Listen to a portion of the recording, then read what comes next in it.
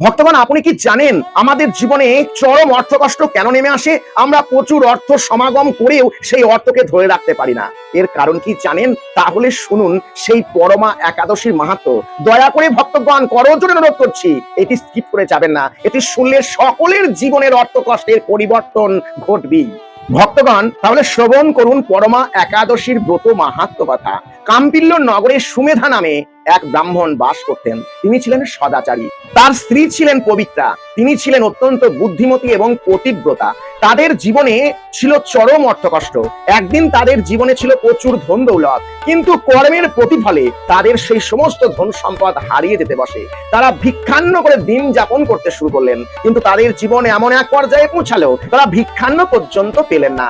বাড়ি বাড়ি ঘুরে কেউ তাদের ভিক্ষান্ন দিতে চাইলেন না। তাই তারা একবেলা খেয়ে কোনোবার দুবেলা পর্যন্ত না খেয়ে অনাহারের জীবন যাপন করতে লাগলেন।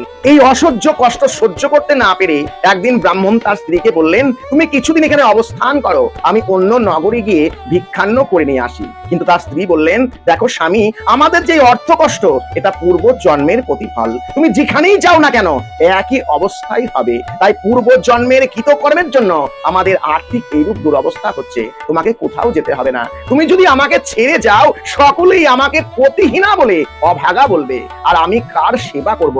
তাই তুমি কৃপা করে এই স্থানেই অবস্থান করো। তার স্ত্রীর কথা শুনে ব্রাহ্মণ সেখানেই থেকে গেলেন।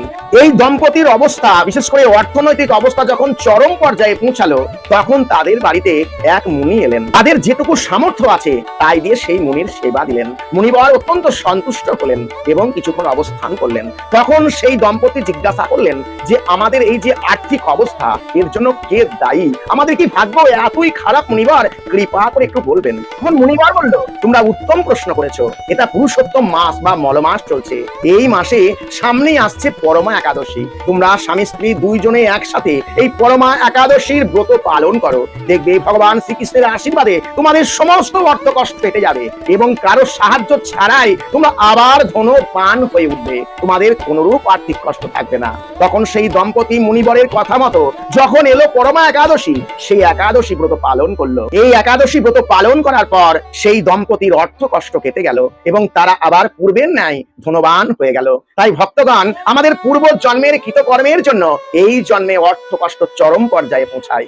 যদি আমরা এই একাদশী পালন করি তাহলে অবশ্যই আমাদের জীবনের অর্থ কষ্ট কেটে যাবে এবং আমাদের জীবন সুন্দর ও মধুময় হয়ে উঠবে। তাই সকলেই আগামী কাল 11ই জুন বৃহস্পতিবার এই পরমা একাদশী ব্রত পালন করুন এবং সকলকে এই ভিডিওটি শেয়ার করে পরমা একাদশীর মাহাত্ম্য কথা শ্রবণ করুন, একাদশী পালন করতে উৎসাহিত করুন। হরে কৃষ্ণ, জয় রাধে গোপীনাথ।